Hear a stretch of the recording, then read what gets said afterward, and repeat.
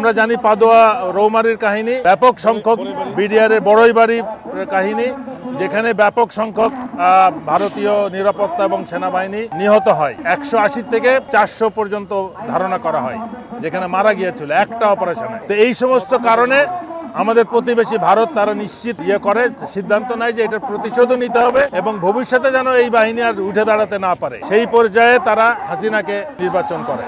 তারা তাকে ক্ষমতায় নিয়ে আসে, দুইটা বুদ্ধি দেয়। একটা হচ্ছে যে এই বাহিনীর সামরিক বাহিনী এবং বিডিআর যদি সক্রিয় না থাকে তাহলে এই আওয়ামী লীগ আজীবন রাষ্ট্র ক্ষমতায় থাকতে পারবে, আর আমাদের প্রতিবেশীও নিরাপদে থাকতে পারবে, তাদের ইচ্ছা মতো আমাদের দেশকে ব্যবহার করতে পারবে। এবং আমরা গত 16 বছরে সেটাই দেখেছি।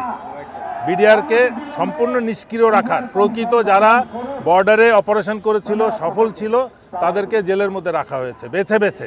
যারা এই তদন্তে কাটাছেঁড়া করতে বা তদন্তকে অকার্যকর একটা তদন্ত রিপোর্ট তৈরি করতে সহায়তা করেছিল, তাদেরকে পরবর্তীতে পুরস্কৃত করা হয়েছে। ক্রিমিনাল তদন্ত যে করেছে আবুল কাহার আকান, তাকে অবসরপ্রাপ্ত একজন পুলিশ অফিসারকে, এএসপি ছিল, তাকে ফেরত এনে ডিআইজি র্যাঙ্ক পর্যন্ত দেওয়া হয়েছে।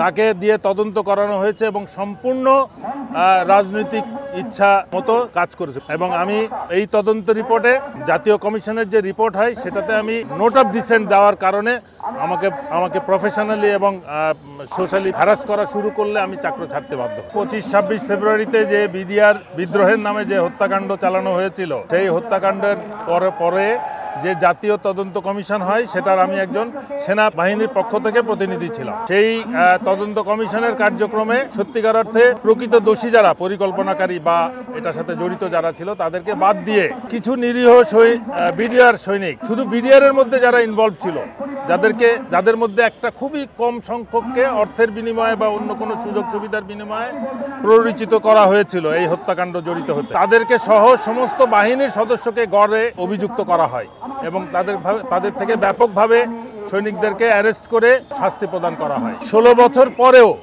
সেই শাস্তি পুরো হওয়া বা এই অভিযোগের থেকে নিষ্কৃতি পাওয়া, মানে অভিযোগ প্রমাণিত হয় নাই এমন অনেক বন্দী আছে যাদেরকে এখনো জেলের ভিতরে রাখা হয়েছে, যাদের শাস্তি 12 বছর 14 বছর ছিল, তাদের শাস্তি পুরা হয়ে গেছে, তারপরেও তারা বেরোতে পারে নাই। উদ্দেশ্য হচ্ছে এই মামলাটাকে দীর্ঘদিন ধরে জিইয়ে রাখা, যেন যারা জেলে আছে তারা জেল থেকে বেরোনোর সুযোগ না পায়। বিডিআরের সদস্যরা অলরেডি জেলে মৃত্যুবরণ করছে এবং যারা প্রকৃত ঘটনা জানে তারা জনসমক্ষে আসতে পারছে না। মূল উদ্দেশ্য ছিল এই ঘটনার মাধ্যমে সশস্ত্র বাহিনী এবং বিডিআর, এই দুইটা বাহিনীকে ধ্বংস করা। বিডিআর কার্যক্রম, তাদের সাহসিকতা, বর্ডারের নিরাপত্তায় তাদের সাহসিকতা দেখে আমি নিশ্চিন্তে বলতে পারি যে এই দক্ষিণ এশিয়ায় বাংলাদেশ রাইফেল শ্রেষ্ঠ বর্ডার ফোর্স ছিল এবং তারা যথেষ্ট সাহসিকতার সাথে আমাদের বর্ডারকে নিরাপদ রাখত এবং সেই কার্যক্রমে তারা আমাদের প্রতিবেশী রাষ্ট্র তাদের অনেক অসৎ উদ্দেশ্যকে ব্যর্থ করে দেয়।